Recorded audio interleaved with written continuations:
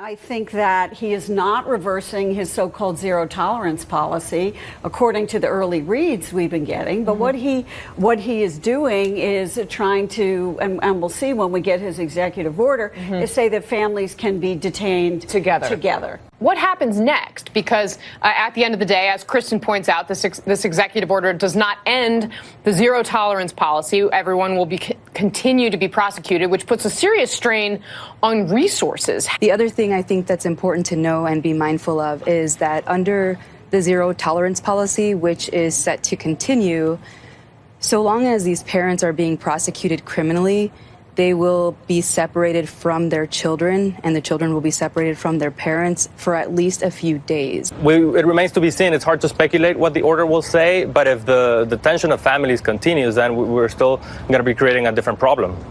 I am understanding that it does not reverse his zero tolerance policy, and so we're still going to have some really critical issues to deal with relating to detention of children with young families with young children. You know, before this policy, 90% of people that were in federal court that were being prosecuted were people that had criminal records. 90% had some prior records. They were being prosecuted because they had records, and about 10% had no record. Since zero tolerance, it's flipped, which means the vast majority of people now being run through the system have no prior record and no prior record of entry. These are first-time misdemeanor entries, 90%, 91% according to the numbers we obtained of the people prosecuting. And what that tells you is that these are people, by and large, who are exactly who they say they are. What the president has laid out is that he doesn't want to end zero tolerance. He wants to charge these parents, even those just charged with entering illegally once, that's a misdemeanor, and he wants to hold them there. So if he's going to hold them indefinitely, they're going to run out of space very quickly.